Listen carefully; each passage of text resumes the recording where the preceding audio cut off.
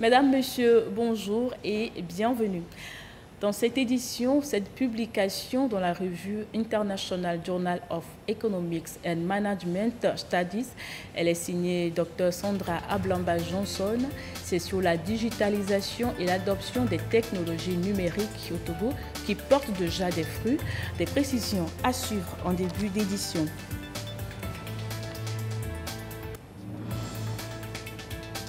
Les épreuves du certificat d'études du premier degré ont débuté ce matin avec l'étude de test. Les candidats en ont jusqu'au 20 juin prochain.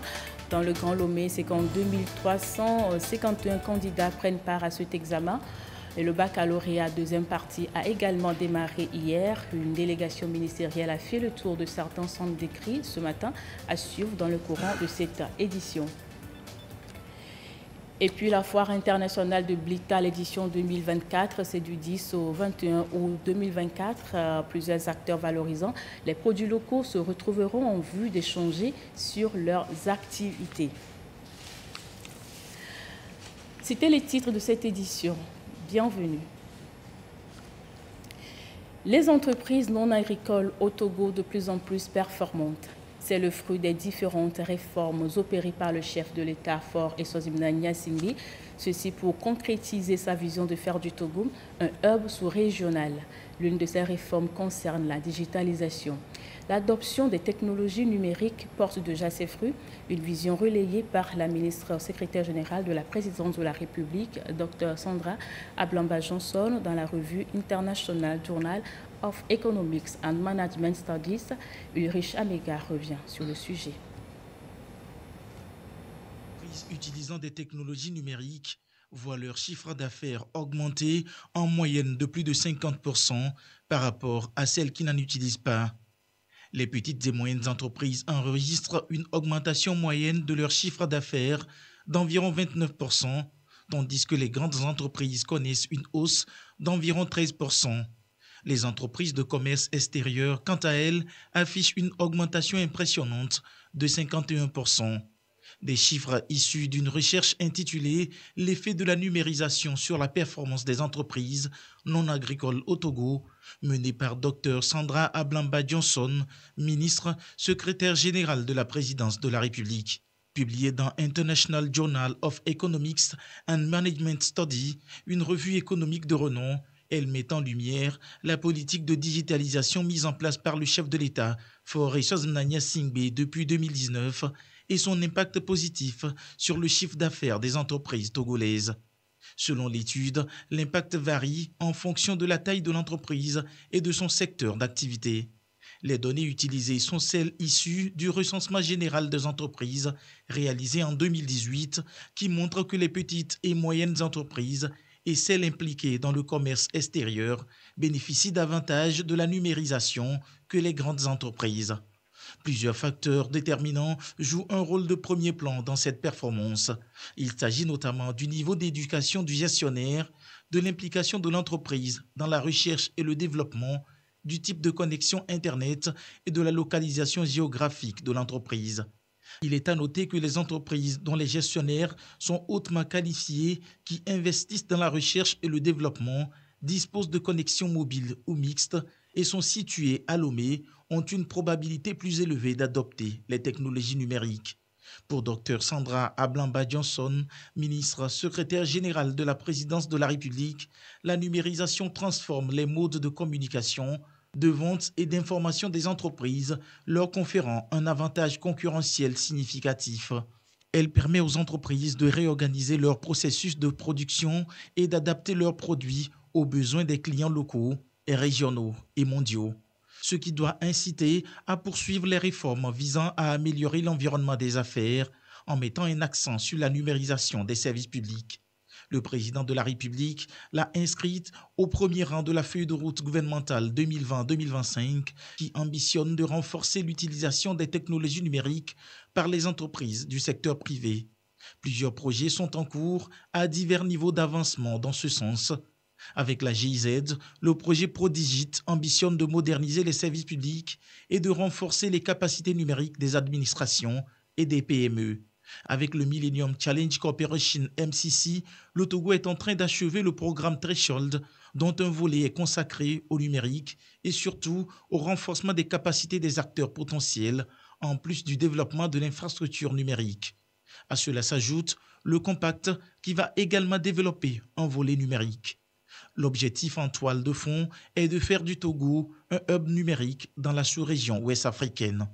L'ambition est de maintenir la dynamique de réforme en cours visant à digitaliser les services publics et à créer un environnement propice à l'adoption des technologies numériques par les entreprises.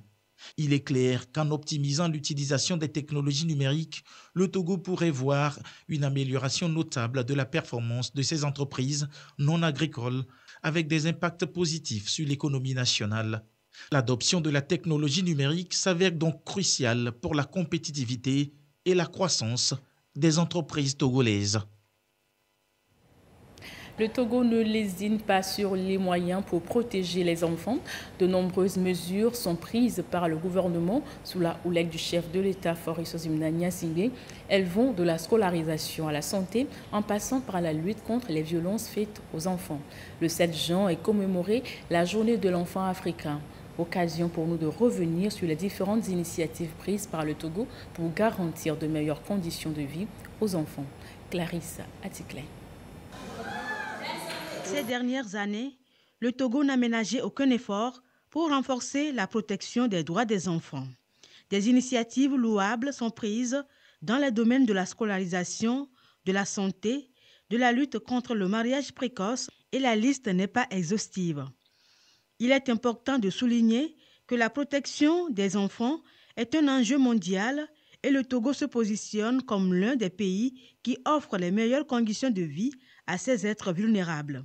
Le Togo dispose aujourd'hui d'un arsenal juridique qui protège les enfants sur tous les plans, et notamment le Code de l'enfant de 2007 et qui protège l'enfant contre toutes les formes de violence et aussi qui promeut les droits de l'enfant dans leur ensemble, notamment le droit à un nom, à une nationalité, le droit à un domicile, le droit à l'éducation.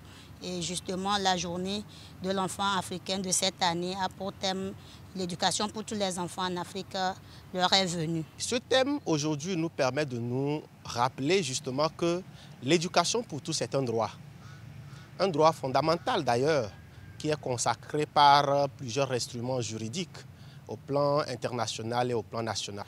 L'État togolais, à travers le Code de l'enfant, a prévu justement l'éducation obligatoire. Sur le plan de la santé de l'enfant, il faut noter que la politique nationale de la santé de 2012 et ses plans nationaux de développement sanitaire ont mis un accent particulier sur la réduction de la mortalité néonatale, infantile et juvénile. Parmi les mesures prises, il y a le programme élargi de vaccination offrant des vaccins gratuits aux enfants, la subvention de la césarienne adoptée depuis 2012, la prise en charge gratuite du paludisme grave au profit des enfants de moins de 5 ans, le programme national d'accompagnement de la femme enceinte et du nouveau-né, WESU, mis en œuvre depuis 2022. Sur le plan de la protection sociale, le programme assurantiel en milieu scolaire, Schoolassure, est mis en place depuis 2017 par le chef de l'État, Faure Issozimna Gnassingbé. Il est créé dans les 6 régions sanitaires des écoles de formation des sages-femmes pour renforcer les effectifs du personnel qualifié. Toutes ces mesures ont contribué à réduire considérablement la mortalité spécifique due au paludisme chez les enfants de moins de 5 ans de 4,8% en 2017 à 2,5% en 2021.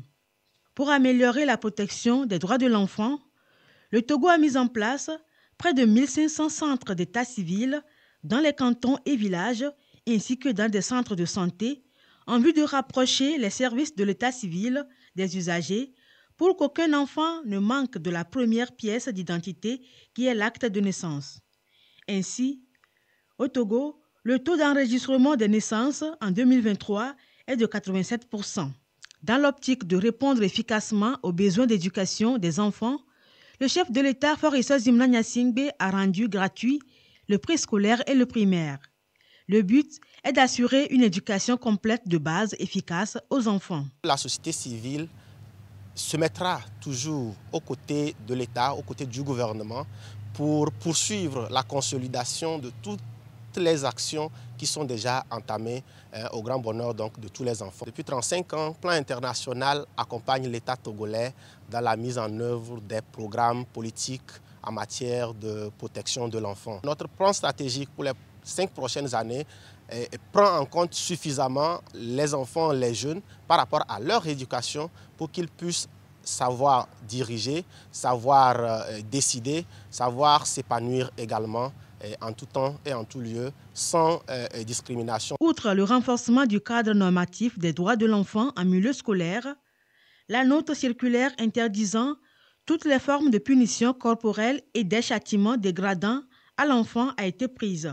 Depuis 2020, la politique de l'alimentation scolaire du président de la République, Faure Eswazimana Gnassingbé, est mise en œuvre pour une alimentation équilibrée des enfants scolarisés.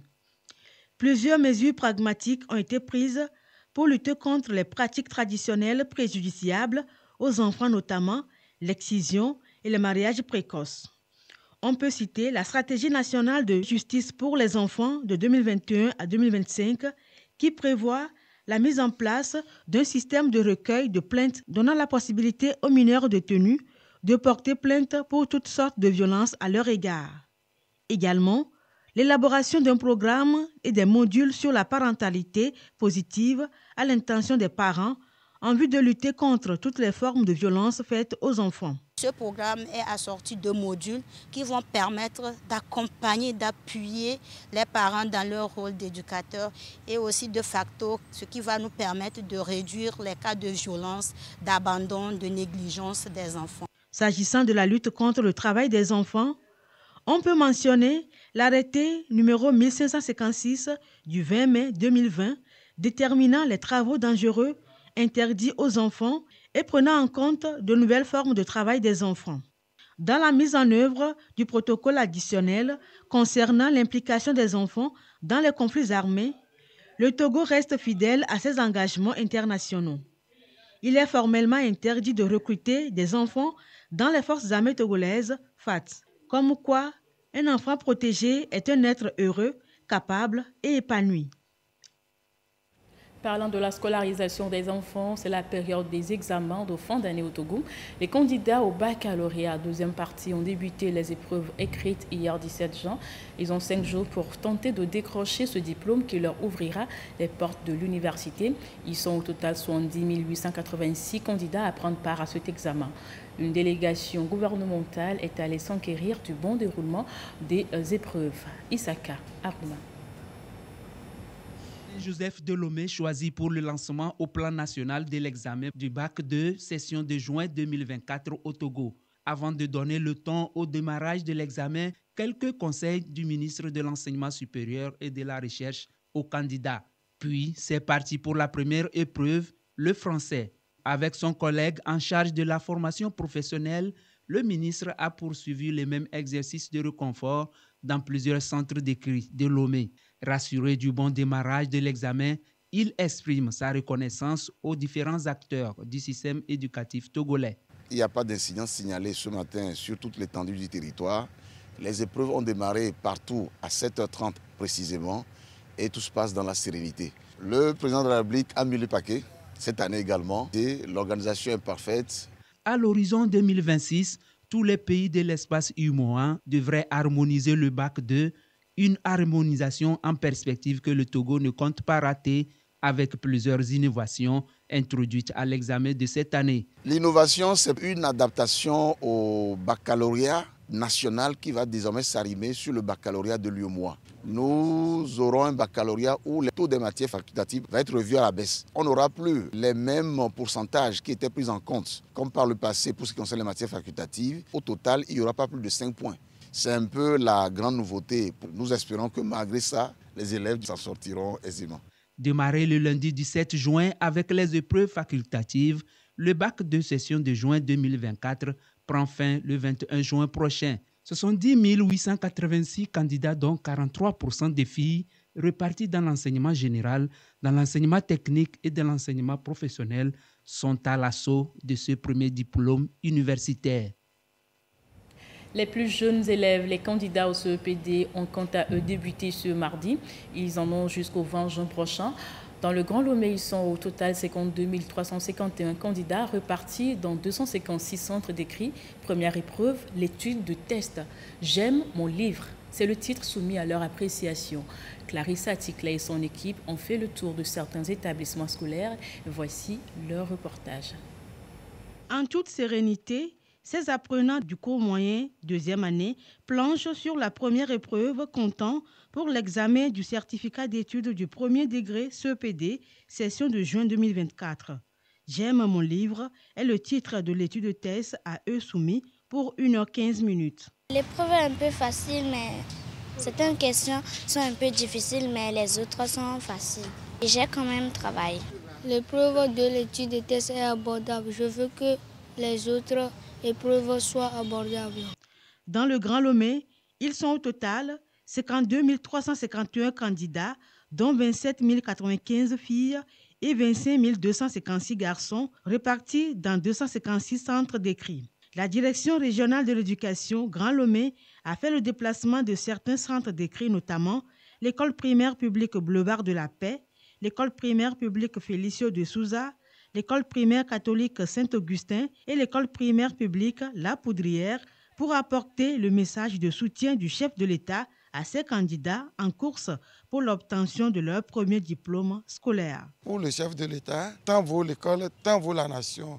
Et il accorde une importance capitale à la jeunesse.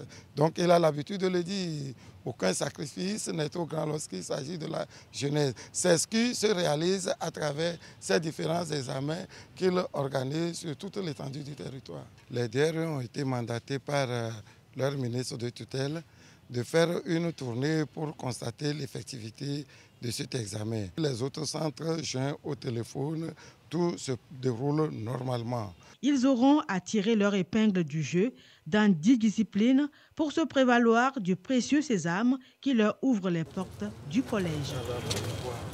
Et cet examen a démarré sur toute l'étendue du territoire national. Les responsables en charge de l'éducation dans les plateaux Est et dans la Kara ainsi que les autorités locales ont visité quelques centres d'écrit. Dans la région des Savanes, ils sont 25 807 candidats à composer pour l'obtention de leur premier diplôme scolaire. Tradition respectée donc avec la tournée des autorités administratives, éducatives et locales. Yata Aratem Silver Abdou, Nestor Mouzou.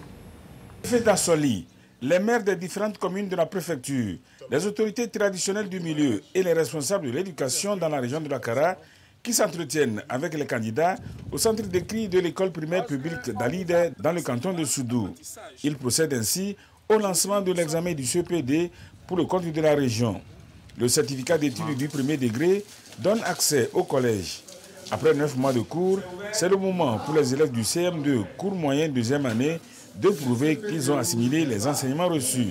Les postulants au CEPD dans la région de la Kara cette année sont au nombre de 23 375, dont 11 154 filles et 12 221 garçons. Ils sont répartis dans 167 centres d'écrit. Après le lancement, nous avons fait le tour dans plusieurs centres pour nous assurer que tout a bien démarré et que tout se déroule bien, que la police des examens elle est respectée de tous les acteurs. Le message du gouvernement, c'est un message d'encouragement à tous les acteurs, notamment les enseignants, les parents, les candidats eux-mêmes. Le gouvernement tient à ce que ces examens se déroulent dans de très bonnes conditions, que chacun joue bien sa partition. Les candidats au CEPD sont évalués dans 10 matières étalées sur 3 jours. 4 le premier jour, 3 le deuxième jour et 3 encore le troisième jour. Pour l'année scolaire 2022-2023 dans la région de la Kara, 22 477 élèves se sont présentés à l'examen du certificat d'études du premier degré. 21 595 ont décroché le diplôme qui leur a ouvert la porte de la classe de 6e, soit 96% du taux de réussite.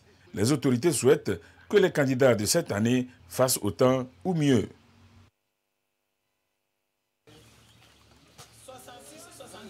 Ces sacs scolaires ici disposés sont ceux des candidats au CEPD, certificat d'études du premier degré, session 2024 dans la région des Savanes.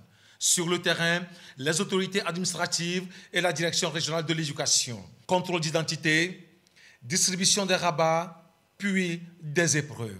Nous avons au niveau de la région des Savanes 164 centres d'écrit pour 25 807 candidats, dont 12 277 filles.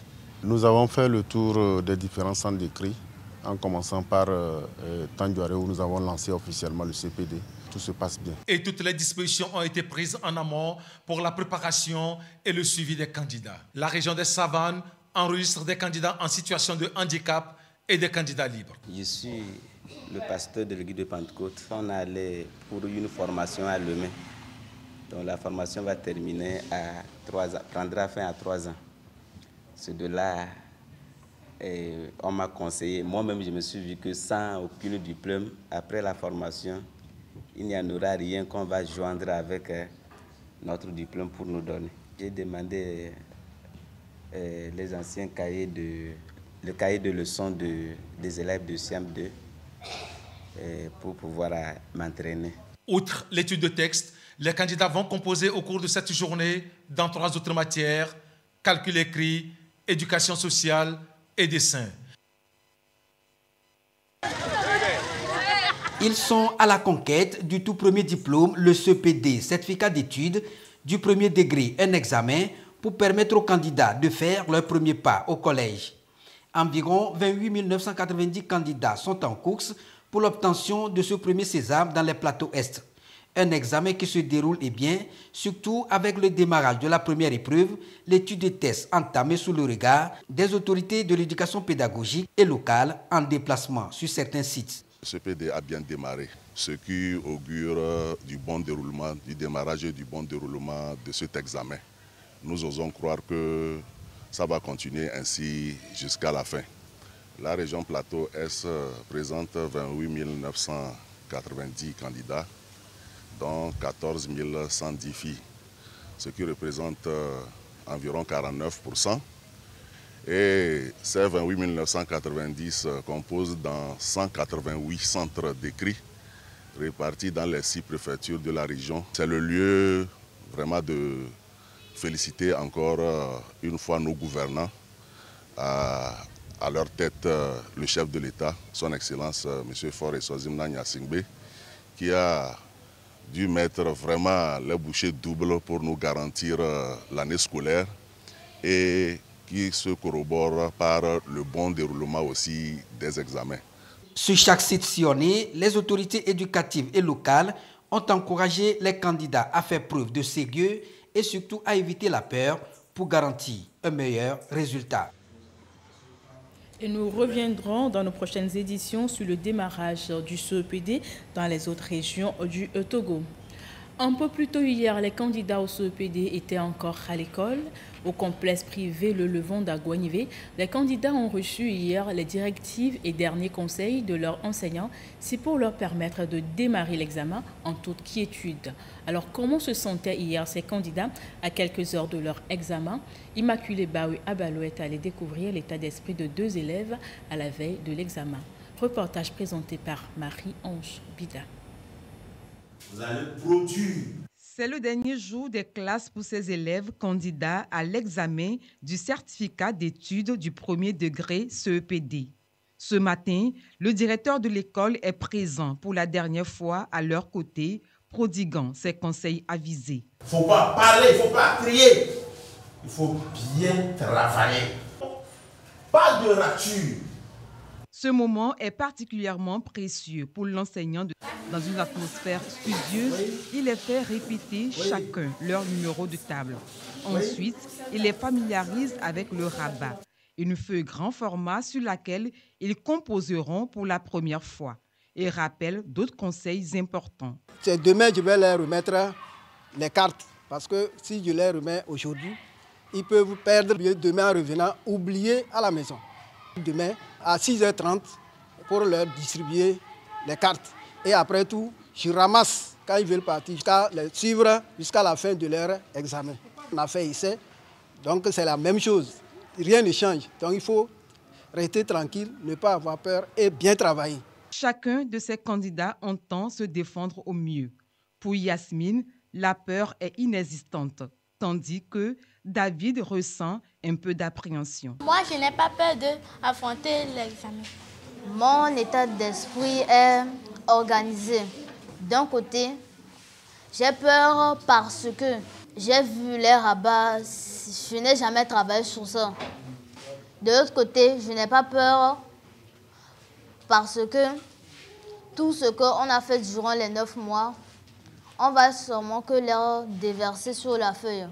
De retour à la maison, le répétiteur de David vient le soutenir. Avec 4 disciplines dans lesquelles il faut avoir 20. Déjà, si tu as 20 dans les 4 disciplines, tu as déjà 80 points. Il faut totaliser combien pour réussir ce PD? 70 points. La réussite est une affaire de volonté. Je vois que lui-même, il a une bonne volonté et il sait qu'il va passer en 6e. Comme chez David, de nombreuses familles vont accorder une attention particulière à ces candidats pour leur premier examen, les soutenant dans cette étape importante de leur parcours scolaire. Cette question pour la suite, que faire après son BEPC? Un bon choix, une bonne orientation reste la clé d'après les conseillers pédagogiques. Mais comment s'y prendre? Élément de réponse avec Marie-Thérèse Nabédé. Écrite de l'examen du brevet d'études du premier cycle BEPC, certains candidats ont déjà une idée du choix de la série qu'ils feront au lycée.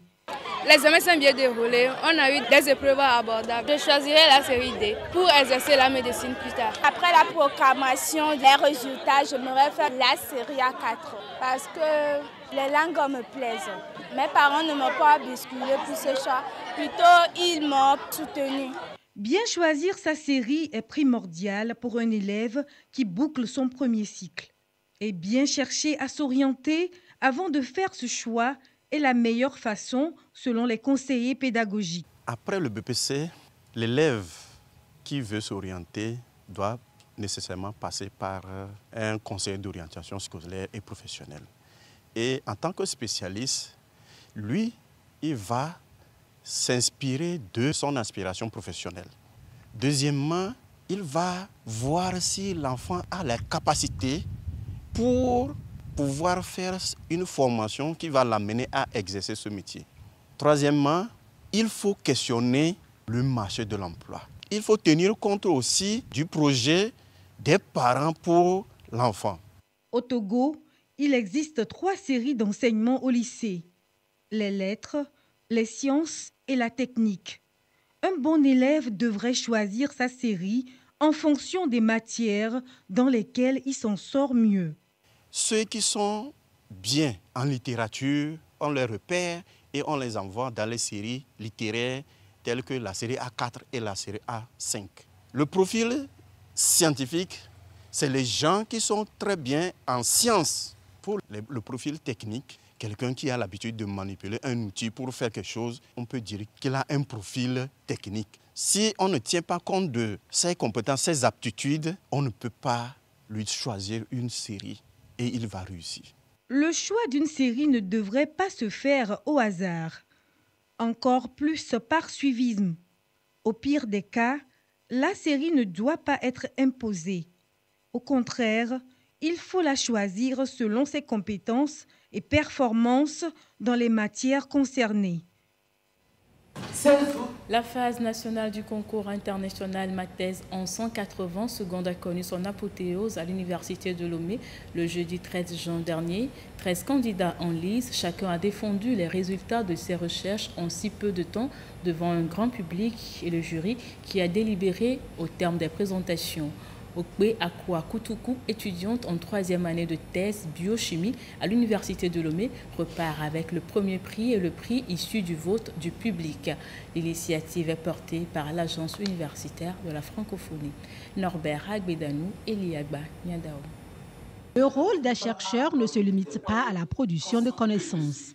Il leur revient aussi de synthétiser les travaux de leur recherche de plusieurs années en un temps record, ce qui n'est pas une tâche facile. C'est le défi relevé par Akwa, l'une des 13 candidates en lice au concours international Mathèse en 180 secondes. Elle a non seulement séduit le public sur le thème de sa thèse, mais aussi les membres du jury. Elle repart avec le premier des 3 prix mis en jeu, celui issu du vote du public. Un secret, c'est le travail et l'amour du métier. Oui, le thème vulgarisé, c'est l'étude d'une plante qui cicatrise les plaies. Nous avons pensé de ce que la terre nous offre pour en faire un médicament pour pallier ce problème.